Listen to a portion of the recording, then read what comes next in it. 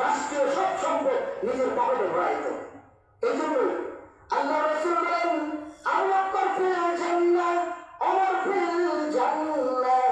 এইভাবে নামের তালিকাগুলো বলে বলে দুনিয়ার বুকে খলিফাতুল মুসলিমিন আবু বকরের নামটা জান্নাতবাসীর তালিকায় লিখে দিয়েছে।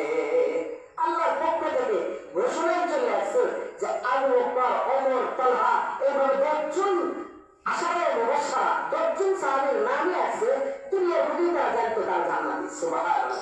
যারা জানতো প্রকৃত জান্নাতি তারা, মনের জান্নাত।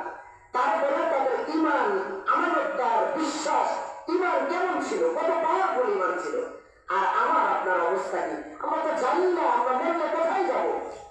পুরা জীবনটা গুনার মধ্যে, আল্লাহর নাফরমানি, আল্লাহর হুকুমের অবাধ্যতার মধ্যে জীবনটাই পার করে দিয়েছি। তারা আমাদের থেকে আমরা কোথায় যাবো? অথচ তারা কেমন ইবাদত করতো, আর আমরা রমজান শেষ এখন থেকে ওই ডিজে পার্টি আর ব্যান্ড পার্টি নিয়ে ব্যস্ত। অথচ এই রমজানটা এসেছে আমাদের জন্য এমন ভাবে, এই রমজানটা আমাদের 12টি মাস চলার জন্য পাথর হয়ে গেছে।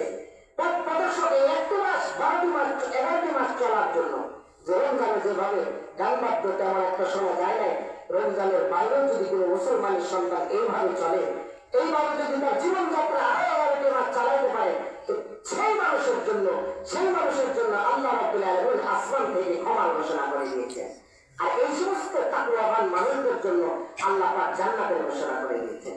এই জন্য মুসলমান ভাইয়ের আমার, এই রমজান এসেছিল, গত রমজানে অনেক মানুষকে আমরা পাইছি, এই রমজানে আমরা অনেকেই হারাইছি। তা আমরা এই রমজানে যারা আছি, এই ঈদে যারা আছি, হয়তো বা হতে পারে সামনে ঈদে অনেককে আমরা হারিয়ে ফেলি। তা আল্লাহ রাব্বুল আলামিনের কাছে প্রার্থনা করব, আজকে এই এমন একটা ময়দান, এই ময়দান থেকে আল্লাহর কাছে যদি কেউ খালি দিলে তওবা করা চায়, এই ময়দান থেকে আল্লাহর কসম করে বলা যায়, খালি দিলে যদি তওবা করে আসমানের মালিকের কাছে যদি কেউ চায়, এই ময়দান থেকে কেউ নিষ্পাপ না হয়ে কেউ বাড়িতে যেতে পারে। সুবহানাল্লাহ। এমন একটা আল্লাহ তাআলার ওয়াদা যে যারা পুরোটা মাস রোজা রাখার পরে আমার এই খোলা ময়দানে এসে আমার দাসত্ব গোলামি করে আর আমার তাকবীর গুলো গাইতে থাকে, আল্লাহু আকবার, আল্লাহু আকবার, লা ইলাহা ইল্লাল্লাহু, আল্লাহু আকবার, আল্লাহু আকবার, ওয়ালিল্লাহিল হামদ। পুরো মাস রোজা করছে, আমার গুণগান গাইতেছে।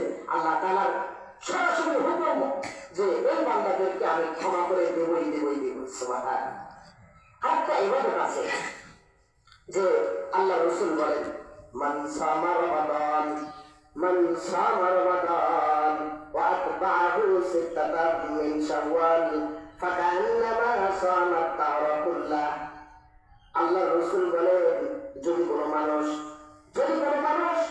পবিত্র মাহে রমজানের 30টা রোজা রাখলো, আর রোজা রাখার পরে শাওয়াল মাস, যেটা আজকের থেকে 1 তারিখ, শাওয়াল মাস 30 দিনের মধ্যে যদি, এই 30টা দিনের মধ্যে যদি 6টি রোজা রাখতে পারে, আল্লাহ রাসূল বলেন পুরা রমজানের রোজা রাখলো, তারপরে 6টি রোজা তার পালন হলো, আল্লাহ রাসূল বলেন সে যেন পুরা রমজান মাস 1 মাস ইবাদত করলো না, 1 মাস রোজা রাখলো না, সে যেন গোটা বছর আল্লাহর জন্য রোজা রাখলো। সুবহানাল্লাহ।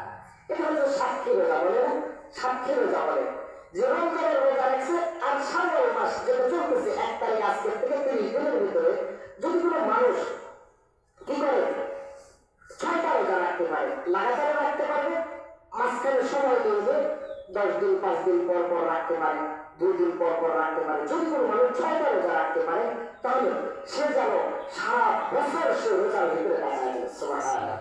আল্লাহ রাব্বুল আলামিন আমাদেরকে যেন এই রমজান মাস যেভাবে আমরা কাটিয়েছি, মসজিদ যেমন ভরপুর ছিল মুসল্লি দ্বারা, ইফতারের সময় যেন আল্লাহর কাছে সবাই হাত তুলে কামনা বিনতি করছে জীবনের গুনাহের ব্যাপারে, আমরা যেন রমজানের বাইরেও এভাবে আল্লাহর দিকে ধাবিত হতে পারি, আল্লাহর দিকে ডাকতে পারি, মানুষকে দিনের পথে ডাকতে পারি।